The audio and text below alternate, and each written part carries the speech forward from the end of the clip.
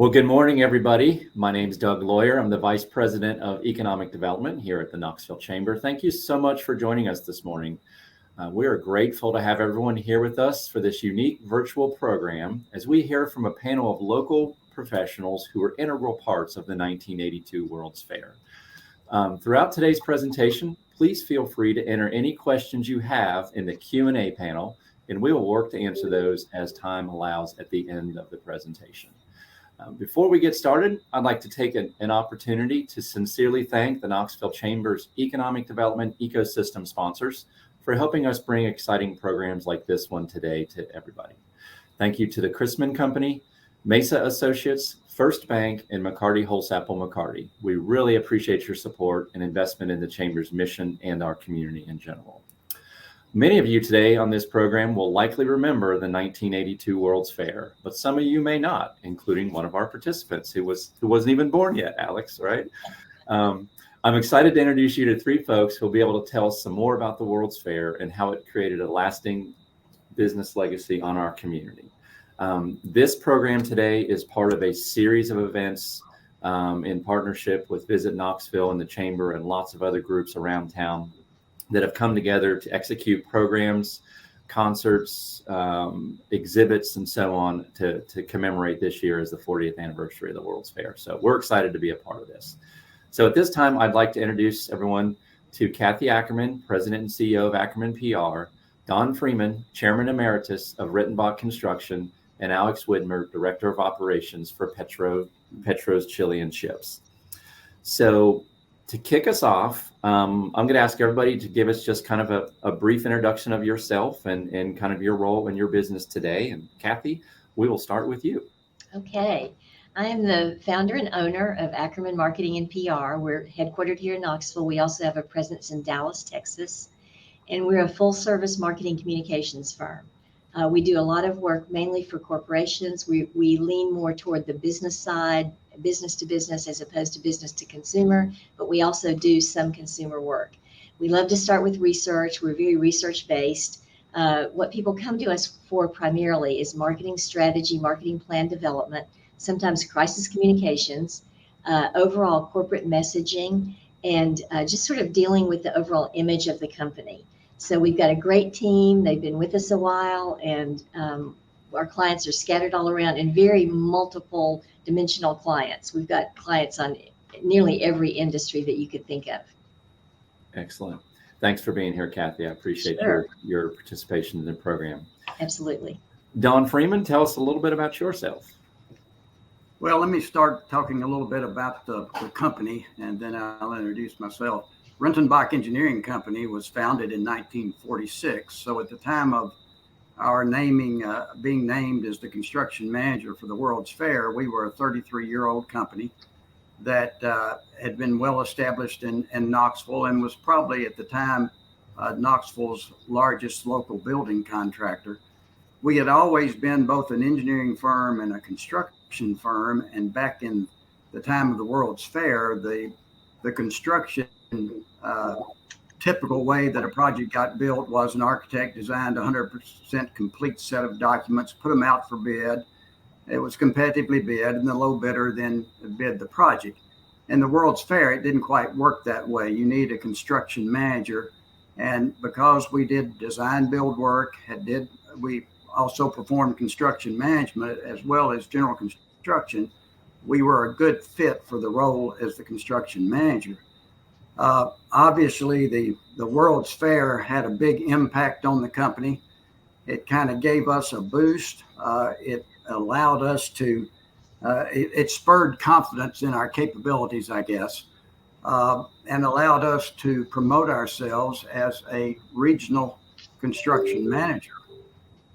We had already worked in 10 states at that time, but indirectly, because of the economic fallout that somewhat followed the end of the World's Fair, it pushed up us to actually spread out more geographically. At the time of the World's Fair, we were probably a $30 million a year company. 30 years after the fair, we're a $300 million a year company and had worked in 25 states. But in I guess the founder of the company, Tom Rentenbach, turned over the reins of the company to his son, Mike, in 1982. Mike then in 2005 retired, and I became president and CEO of the company. And even though the Rentenbach family was not actively involved in the company, they were controlling stockholders and had the majority interest in the ownership.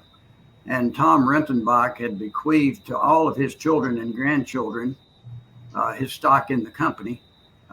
So after holding stock for all these years, they were getting a little bit restless about my investment has grown and grown, but I don't really see tangible benefits. So we began, in order to continue to operate at the size we were operating, about the only way to allow the Rentenbachs to get their money out of the company was to consider a third-party purchase. So in 2013, I embarked on a program to very confidentially try to find a larger contractor with a very similar DNA mix that I thought would be a good blend for our employees to allow them to continue to grow and prosper. And in early 2014, the stock of Rentenbach was purchased by the Chrisman Company, and the Rentenbach offices in Knoxville, North Carolina, and Texas now operate as Chrisman, and that merger has worked out even better than we expected.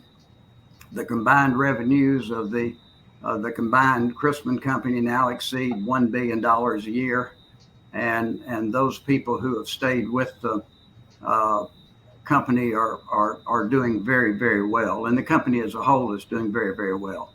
I joined the company in 1972 in a project management role, and by the time of the World's Fair, I was vice president of marketing in our Knoxville office.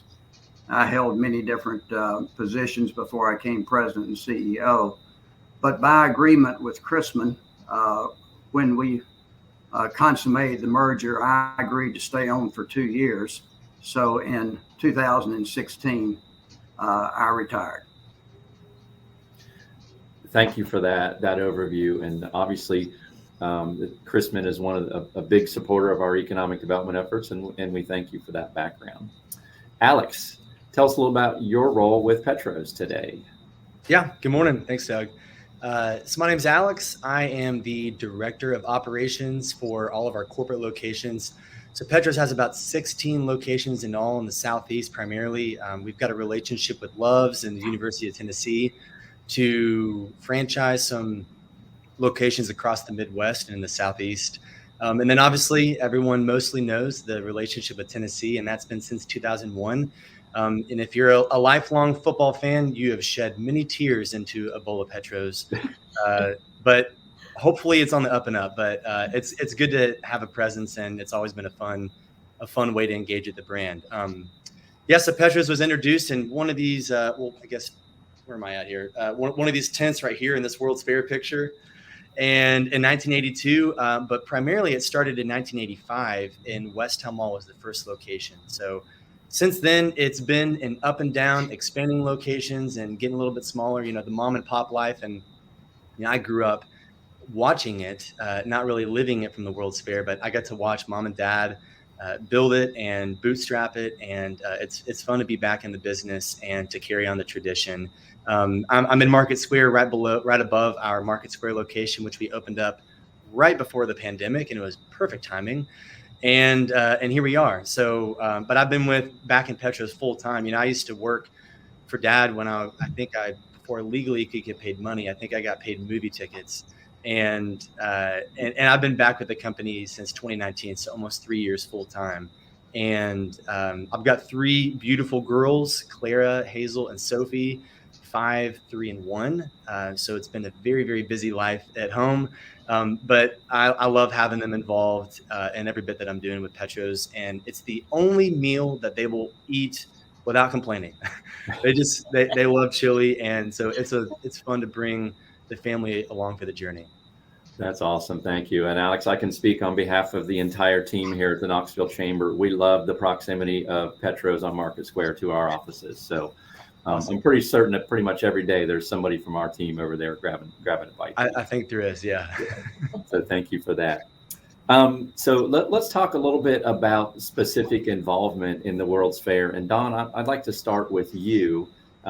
So Rentenbach, as you mentioned, served as construction manager, but you also built several of the iconic structures that we know of, including the U.S. Pavilion and, of course, the Sun Sphere, which is, the Eiffel Tower of Knoxville, if you want to call it. So can you tell us a little bit about what it was like building those projects, giving the unique timeline and the intricacy of those structures?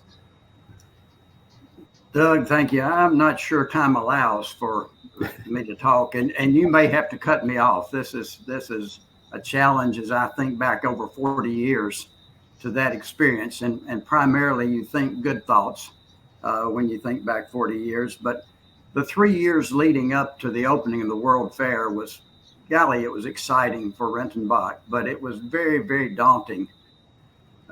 You chase some goals, and then when you get a hold of them, you look at it and you say, oh my gosh, what have I got?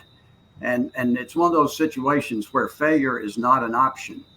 And so you take on monumental risk, but you buckle down and you control what you can, and you make sure that you're successful. And let me say, first and foremost, on the U.S. Pavilion and the Sun Sphere and all the parts of the 72-acre site that we controlled as construction manager, it was a total team effort. I give credit to the fair board and its staff and all the designers and subcontractors and suppliers. Once people bought in, it's kind of like when you buy into a Neyland Stadium project and you have to have it completed by the opening time. People buy in and they will not allow it to fail, even though you have all kinds of delays. And that's kind of the culture that existed around the World's Fair. Kristen's going to put up some pictures, I think, and initially she's going to show, this is a picture of the fair site 1 year prior to opening. And you can see we're a long ways to being ready to accept people to come to this fair. Right. But just to give you a quick idea, you see the white, the blue, kind of the blue buildings and the white. That's the shell buildings going up for the international pavilions, and I'll talk about those in a little bit later on. On the southern side, I don't know whether you can pick out, and then this is a picture that shows opening day, or approximately opening day. But the U.S. Pavilion, the Sun Sphere, and the Tennessee State Pavilion all were located on a part of the site that is just south of the Clinch Avenue Bridge. And you can see the U.S. Pavilion is on the south end of that, the sloping building, the silver and glass, and then the Sun Sphere on the northwest corner, and the Tennessee Pavilion on Sun Sphere is the northeast corner, and the pavilion is on the northwest corner. But here we have a year before opening, and I'm not sure how big the pictures show up on your screen, but you can see for the U.S. Pavilion and the Sun Sphere, we're a long, long way from being ready to open. The U.S. Pavilion of the two projects was probably the most challenging. One of the reasons it was 3 times as large in contract as the Sun Sphere, but anytime you insert the federal government in a process, everything just becomes more complicated. Slow down a little bit, huh? As happened here with the U.S. being the host country, then they were expected to have the largest and best pavilion on the fair site. So President Carter in 1979 asked Congress for an appropriation of $24 million to build the U.S. Pavilion, do the exhibits, and then be able to operate the pavilion for the 6-month duration of the fair. Well, as typically happens now in Congress finally acted in June of 1980 and appropriated $20.8 million instead of $24 million requested. The Department of Commerce, after Carter requested the appropriation, they decided they better go ahead and select an architect, and they had a competition and selected a firm called FabRap out of Atlanta, who did an excellent job. But FabRap basically had very little funds, did not know what the budget was going to be, so they could do very little other than a conceptual design prior to the appropriation by Congress. So when the money was finally appropriated, it was less than they were expecting. So they had designed a bigger building that funding would support. The Department of Commerce determined that they'd already been delayed this period of time. The only way to get this thing built was to select a construction manager. So they immediately solicited proposals for construction management. 14 firms responded, and Rentenbach was selected. And at that point, they said, "Oh, you are selected. You're going to be the construction manager, but it'll take us another 6 weeks to get the paperwork to you." And we said, "Guys, we can't wait. We'll go at risk. We need to go ahead and get working with FabRap." So on July the 29th, 1980, we had our first meeting in Atlanta. And in addition to Rentenbach and FabRap, the newly appointed Commissioner General of the fair, appointed by Carter, shows up, and he apologizes to the group for the delays and the fact that we are in a very difficult situation. But he said, "There are three absolutes that I've got to present to you. Number one is that you will have the pavilion completed and operational by opening date, May 1, 1982. The second absolute is there is absolutely no additional funding that will be available for this project. And number three is this pavilion will not be an embarrassment to the United States." And with that, my memory is not that good for 40 years ago, but I don't think we ever met with him again. Anyway, we got together and started working with FabRap. The amount of money available for the pavilion design and construction was $12.4 million, considerably less than FabRap had originally envisioned. So the project was over budget. We ran a conceptual estimate. We sat down and spent probably a month with FabRap trying to make changes that would get the project within budget. In mid-September, we went to Washington, met with the Department of Commerce. They accepted most of our recommendations, held out on a few, hoping we'd come in under budget and they could still have some of the things that were in the original design. But they basically accepted what we brought. And so FabRap was turned loose to start full design work. At the same time, we were trying to get site availability. And unfortunately, the site of the U.S. Pavilion, there still remained to relocate a railroad track, to relocate a creek, to remove the power lines, to relocate a major sanitary sewer, and to, by the way, remove one of the main downtown arteries and move it to the south in order to clear the site. Before the Department of Commerce would take the property, the city and KIEE and the state and everybody had to reach an agreement as to when they would free up the site. We had to accept that we could complete the project if they cleared the site by that date. That happened on October 1, where we reached agreement, but it was mid-November before we had full access to the site. So this was a true fast-tracked project. As quickly as they could move forward with design, we would start pricing and start work. The agreement we had with the government was that we had to give them a price for a scope of work as we bid it. And if we couldn't get a price at that number or below that number, we either had to try to negotiate it down with the low bidder or we had to perform the work ourselves. So we ended up having to do the grading and all the concrete work because we never could get anybody down to the budget. And it was actually up until about 5 months before the fair opened, before we got everything under contract and knew we were within budget. But this whole time we were building. Kristen, could you go back to the U.S. Pavilion pictures just a minute and show, and that's a good one. This gives you an idea. The major issue with the scheduling, the single major issues, was the structural steel. The exhibit, and this was a 3-part building. It had a structural spine that ran through the center of the building, ran east-west on the site. And this structural spine, in addition to serving as a communication corridor, it also supported these major trusses, these steel trusses that formed the sloping north face of the exhibit, the 6-story exhibit building.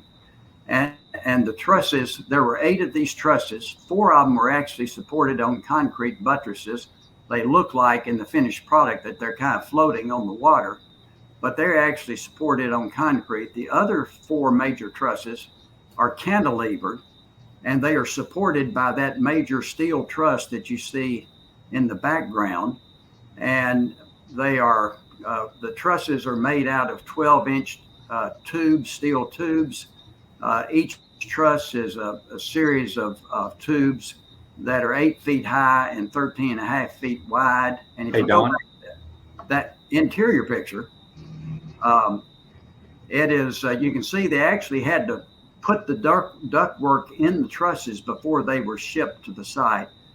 It took so long with all the full penetration welds and so forth that were required that we actually had to add 2 more steel fabricators in order to keep up with the schedule. But the structural steel was not able to start until about May of 1981. So that was the primary challenge. Hey, Don? Yes, sir. Let's shift gears over to the Sun Sphere. Okay. I know that is, I know there's a photo or 2 here kind of showing the Sun Sphere under development, and amazing insight on the U.S. Pavilion. And it's kind of interesting because, you know, that building was a temporary facility, but the Sun Sphere is still here. It's recently reopened for observation. So spend a minute talking about that project. And I think there's some Christians going through some photos here. Yeah, the Sun Sphere was again, it was a vertical structure. One of the board members for the fair board came up with the concept, we really need a theme structure for the fair. Vertical structures were kind of in vogue at that time in World's Fairs, and a firm called Community Tectonics, a local design firm, was tasked with the responsibility of coming up with a concept. It went through many gyrations, but what ended up being accepted was a tower 192 feet tall, with a 74-foot diameter sphere constructed on top of it. And in the final analysis, final design, it was a gold sphere.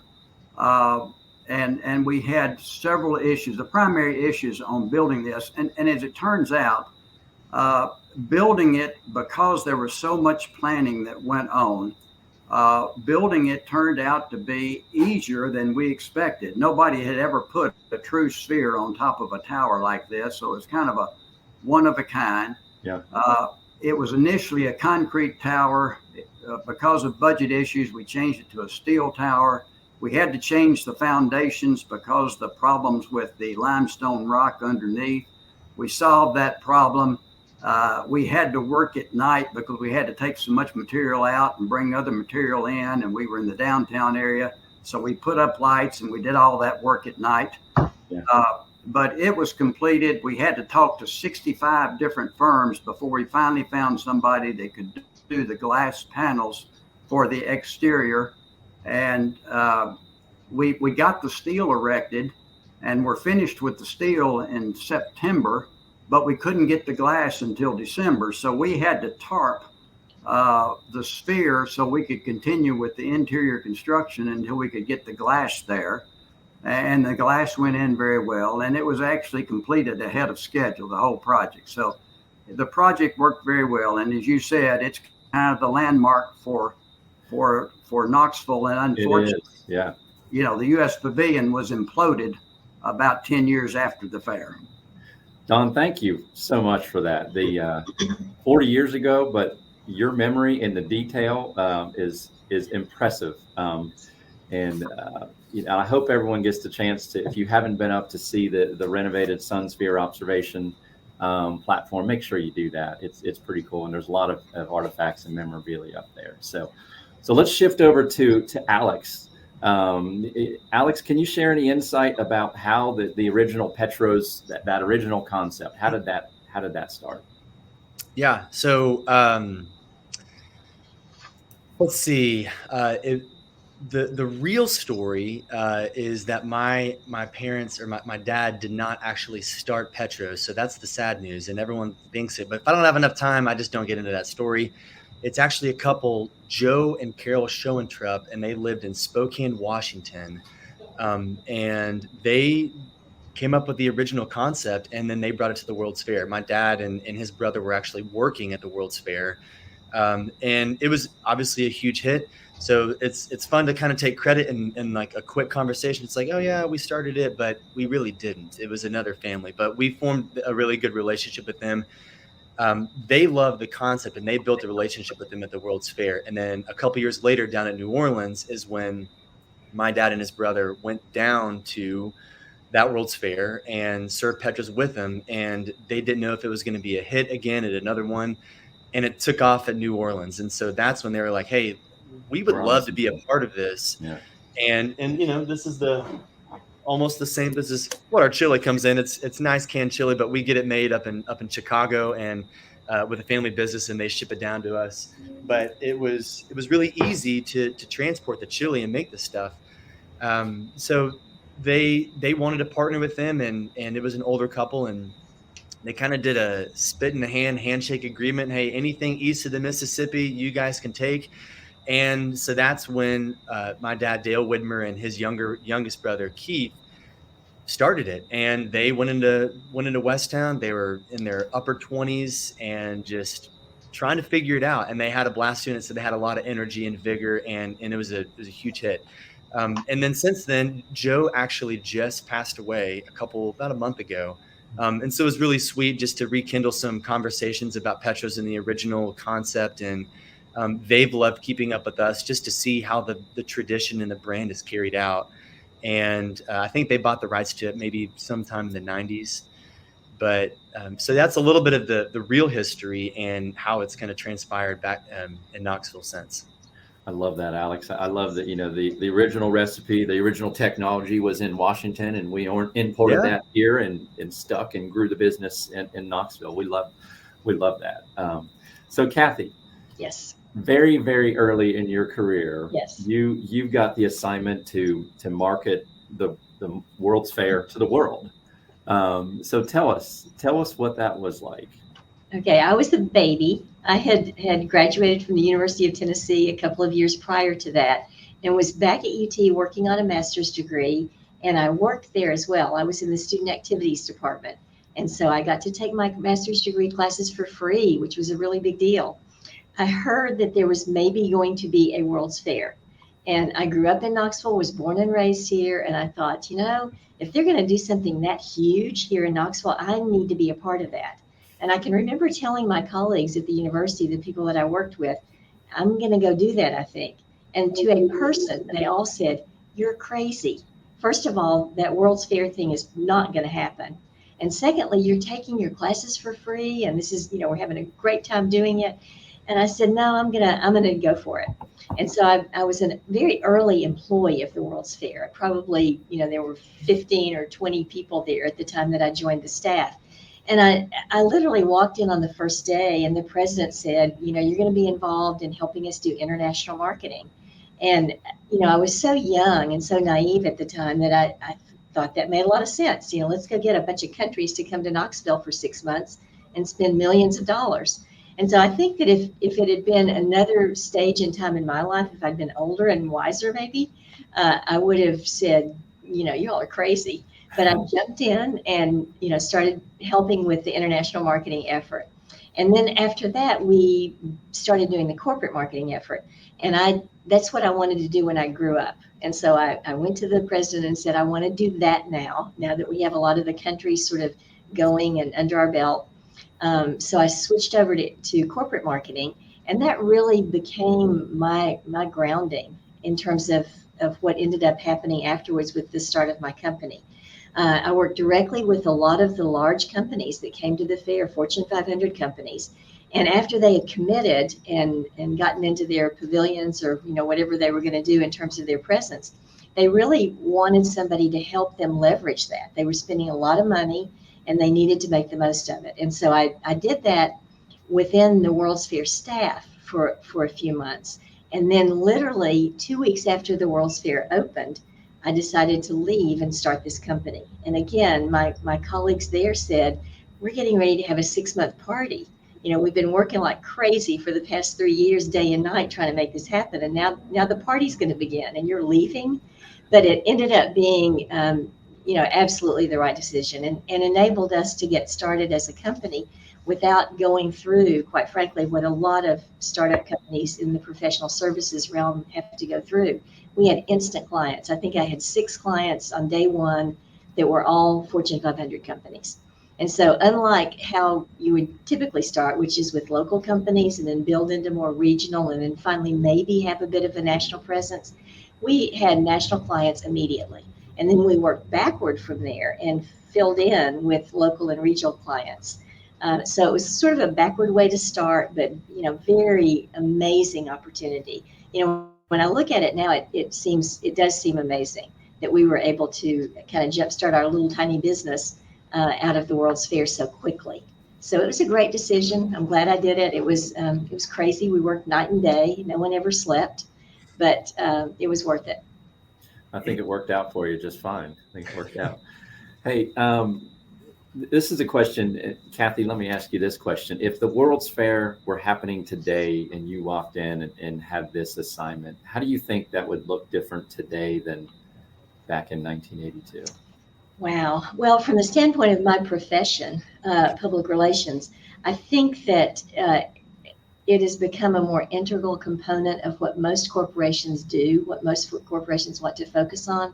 And so I think the companies that I was working with when I was on the World's Fair staff and then later with my own business would have been a lot more savvy in terms of what that could do for them. We were all sort of the blind leading the blind, but I think now companies realize and have it kind of baked into their marketing plans that public relations is important and they know how to use it. We were sort of learning together how to use it. And so I think that would be different in terms of my own profession. Alex, what about from a food service standpoint? Do you know if there was an event this massive happening, how would your company react to this or prepare for something of this magnitude? Thoughts? Yeah, no, that's a great question. I think I think for me, just in the food service business, it's definitely more on the hospitality side. Even for 40 years, there is not many things like Petros that are out there in the quick service space. Our challenge has been when we go into new markets, nobody knows what we are. I mean, we have people that think that we're an oil change place, and they won't come see us for like 2 years until they actually say, "Hey, have you tried that place Petros?" And they're like, "I didn't know I could, eat and get my car's oil change at the same time." So there's a lot of barrier, and it's true. That's in Maryville, so that is a true story. But I think one of the things we're going to be there for the kickoff event at May 21st for the World's Fair, celebrating 40 years. And even though it may not be the same magnitude, I still think that the same concept holds true. Can you put something in someone's mouth that is different, that is unique? And can you serve it fast? And can you give them a good return on their time for their dollar? And I think that's what we still hold true. We when we go into someplace new, we're not a chicken joint, we're not burgers, we're not pizza, we're not sandwiches, we're not barbecue. A lot of these chains are all the same thing with a different face on it. And some do it really, really well, and some don't.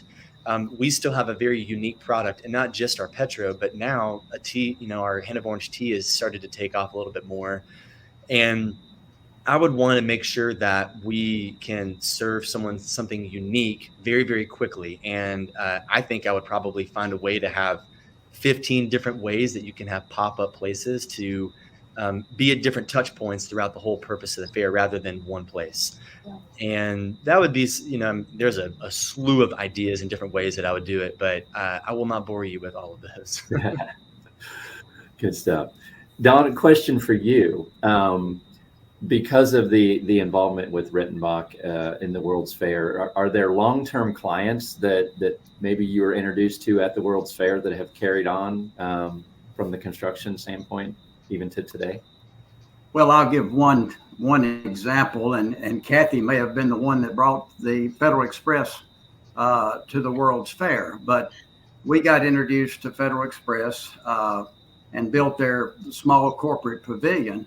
And at the time, Federal Express, started package delivery out of the Memphis airport in 1973. And by 1982, they were still less than $1 billion a year company. So they were really still trying to get their name out.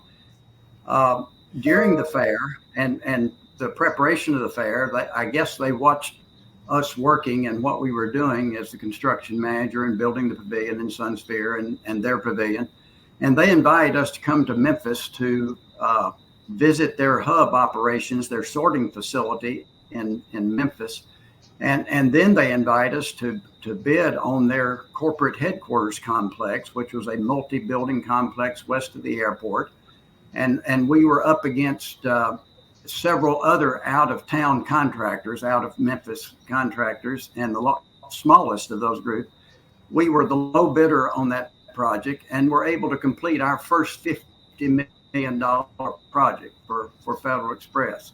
And to make a long story short, we ended up opening an office in Memphis. I went to Memphis in 1983. Before I came back in 1987, we had completed over 1 million square feet of building space for FedEx, either owned or leased by them. And then to fast forward today, Rentenbach as Chrisman is managing the construction, the major additions to the Memphis headquarter hub and the Indianapolis hub. As we speak, these are long-term projects with a combined value in excess of $3 billion that we're managing for them right now. So talk about a good long-term client. There's a great example. Yes. That's awesome. Congratulations to that. And it's the Memphis facility is impressive. If you ever get a chance to see that, definitely take the time. So, Cathy, another question for you.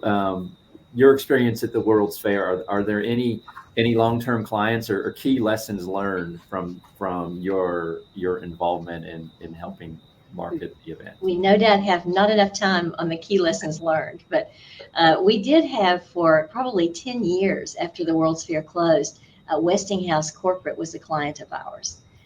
We ended up doing a lot of sort of Southeast-based work for them when they had special projects and became an extension of their own huge corporate communication staff. So it not only was a great business relationship and they were a good client, but we were able to learn a lot as a result of working directly with a really large corporation and a large corporate communication staff. So they stayed with us for probably 10 years after the World's Fair. And we also developed such a strong expertise in tourism and travel as a result of the World's Fair that's always been a strength of our firm. We've done it in various entities that are related to the Smoky Mountains, but also in surrounding states, Georgia, North Carolina, Kentucky. And as I mentioned earlier, our presence in Texas has led us to some work there that really is still an offshoot of the World's Fair because of the nature of the business. That's really great. That's really great.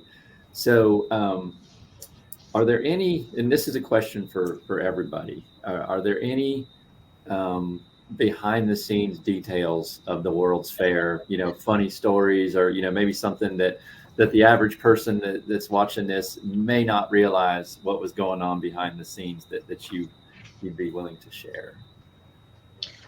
Wow, that's a loaded question. Yeah, of course. There are a lot of things I would probably not be willing to share. But, I think from our standpoint, we had a lot of social gatherings and parties and celebrations when companies signed up and when countries signed up. And a particularly memorable one was meeting Imelda Marcos at Jake Butcher's large home outside of Oak Ridge. and getting to talk to her. I had an opportunity to meet Baryshnikov and people that I just would never have been able to meet otherwise. So a lot of the kind of the after party things that were unique for the staff itself to participate in with some of the famous people, and Arm & Hammer at Occidental Petroleum. We ended up doing some work for that company as a result of meeting him and his key people. So just a lot of sort of celebrity jaw-dropping experiences that took place. That's fun. That's fun. Don, anything from your angle you'd like to share? Well, again, talking about international clients, one of the wise decisions that the fair board and staff made early on was that they needed, in order to induce these international clients, they needed to build some shelf space and help them, and to be able to help the marketing people such as Cathy to be able to market those clients. So I remember one Sunday, the delegation from South Korea flew in to Knoxville, housed themselves at the Hyatt, what was then the Hyatt Hotel. And on Monday morning, we get a call from them, and they want us to come pick them up and bring them to our office, and so they could meet us. And we did that, carried them back. About 4:30 that Monday afternoon, we get a call and said, hey, we've got a 60-page set of documents. It's actually printed in English, but it's in metric dimensions instead of in feet and inches. But we'd like for you to give us a price to complete the interior of this pavilion. And oh, by the way, we need the price on Wednesday. So we went over and picked up this set of drawings. We put 7 of our estimators on it, and they worked all day Tuesday and Wednesday until 2:00. And I remember going over and taking them the price, and other contractors had been asked to do the same thing. Excuse me. They secretly opened the bids. They came back to me and said, your price is too high. Come back at 4:00 with a new price. Well, I came back at 4:00 with the same price and said the price is what the price is, but we do have some suggestions if you feel like you need to cut money, that we will try to help you. So end of the discussion, I get a call about 11 o'clock that night that says, come back at 8:00, pick us up at 8:00 in the morning. We're going to come to your office and we're going to see what we can do to get the price down. So we picked them up through an interpreter. We spent 12 hours with them on Thursday and were able to make some changes and so forth. Took them back. Friday morning, they called and said, okay, we're going to work with you. Come pick us up. We got to come back over to your office. And they came back over and they had this guy that was the lead official that made all the big decisions. And he said, I need to speak to your president. Price is still too high. So I went into the president of the company and said, the guy's going to come in and ask you to lower the price. And we've already told him we can't lower the price. And he said, okay, I'm prepared. So he goes in and I introduce him and he says, we want to work with you, but the price is too high. And president of the company, who at the time was Bill Fortune, says, okay, if we sign up today, the price is what it is. The longer you wait, the price goes up for each day. So he says, okay, we'll sign up. So by 11 o'clock that morning, we had signed a contract, and that guy caught a plane at 1 o'clock, and we never saw him again. So, we bought our metric scales, and we started to work and completed their interior finishes. That's awesome. Yeah. I love that. So first let me remind folks that for those that are watching, if you do have any questions for the panelists, reminder to drop those in the Q&A panel, and we'll address any questions that come up at the end here. So we've talked a lot about how the World's Fair impacted your individual businesses and kind of what went in behind the scenes. So what influence do you think, let's zoom out a little bit, what influence do you think the World's Fair had on Knoxville as a community? This was a huge undertaking for Knoxville at the time, and I'm curious if any perspectives on what impact this had on the community. And Cathy, you're nodding your head. We'll start with you. Oh, I think it was huge. I think it took a pretty risk-averse community and helped us be brave and bold in ways that we didn't think we could possibly be. And in fact, when we slip back into that other mentality, it makes me want to just prod people and say, if we could pull that off, we can do anything. So I think I thoroughly enjoyed watching this community sort of open up and believe in itself in a way that I hadn't ever seen before. And it created a vibrant business mentality that I think lasted for a long time after the World's Fair, in terms of going after things that we wanted and maybe in the past would sit back and say, oh, we can never do that, we can never get that. I think that boldness and that just belief in ourselves. I mean, when I think about going out and talking to some of these countries and saying, you know, we want you to come to Knoxville and spend millions of dollars for 6 months. I mean, that sounds crazy, but it worked. And so I think it helped us understand how good we are, all the assets that we have here, all of the amenities that we have to offer, and helped us be able to confidently package ourselves and be stronger, not only in a tourism sense, but in an overall economic development sense. Great. Alex or Don, do you want to add anything to that? You know, what impact the World's Fair had on Knoxville as a community? Well, I think it changed the perception of the scruffy little city, and improved our overall perception of ourselves and the perception of people outside the area of the Knoxville area.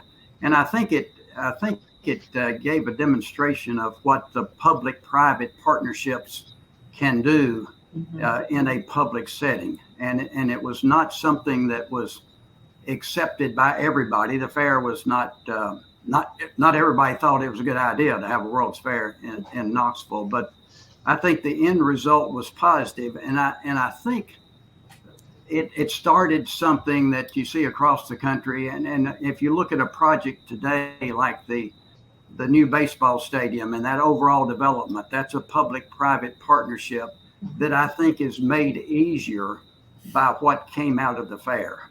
So I think it had some very positive benefits, just like Cathy was saying. Yeah, a lot of interesting parallels into some of the big picture things that are bubbling up in our community right now. Certainly.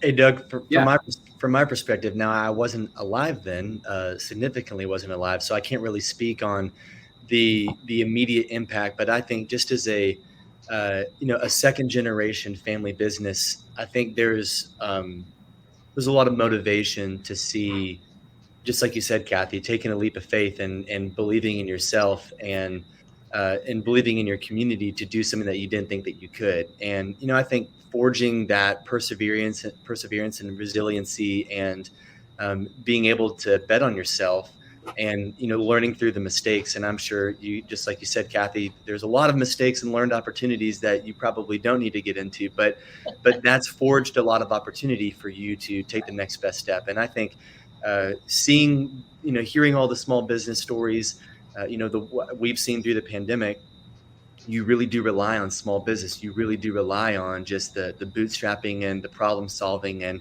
the limited funds and, how do you squeeze water out of rocks and how do you make lemonade out of anything? And I know I've been able to see that through, my dad just through the 2008 recession and just really rethinking things. So I think through every challenge, you learn something new as we are coming out of the pandemic. And but especially from the World's Fair perspective, for me, hearing the stories of just opportunity and seizing opportunity is just a confidence builder. So I want to carry that torch and bring it into the next generation as well. So just from someone younger, it's great to hear the incredible opportunities that came from it.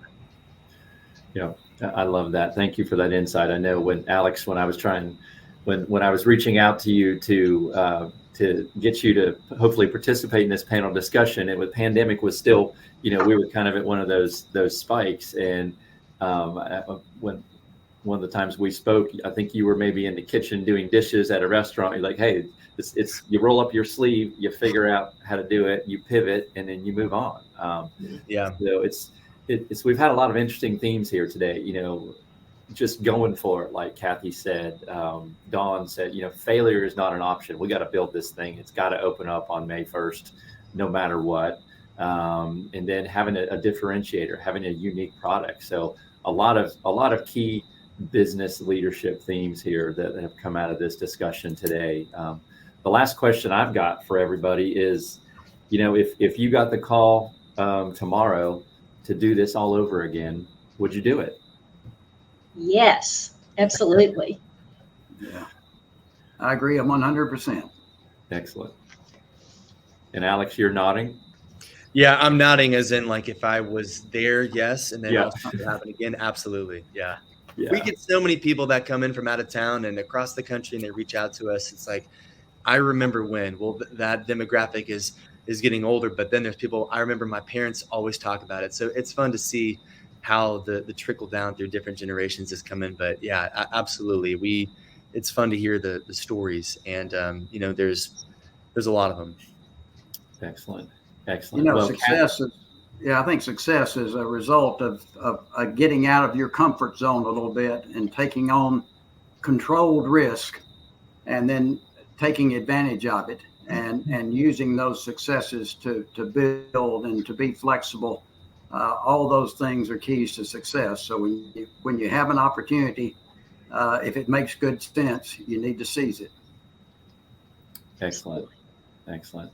Well, Cathy, Dawn, Alex, thank you so much for your time today. Thank you for sharing your insights and a little bit of the history and some of the background stories. I hope everyone found this interesting. I know I certainly did. I've been looking forward to this discussion for a long time. And thanks to everybody that dialed in to watch us this morning. Thanks for tuning in as we celebrate the 40th anniversary of the World's Fair here in Knoxville. I want to take one more opportunity to thank the Chamber's Economic Development Ecosystem sponsors that help us deliver and present programs just like this. And those sponsors are the Chrisman Company, Mesa Associates, First Bank, and McCarty Holsapple McCarty. So with that, I will say I hope everyone has a great day, and I hope you all learned something and had a little bit of fun with this discussion this morning, and look forward to seeing everybody again really soon. Thank you so much. Cool. Thanks, Doug. Thank you.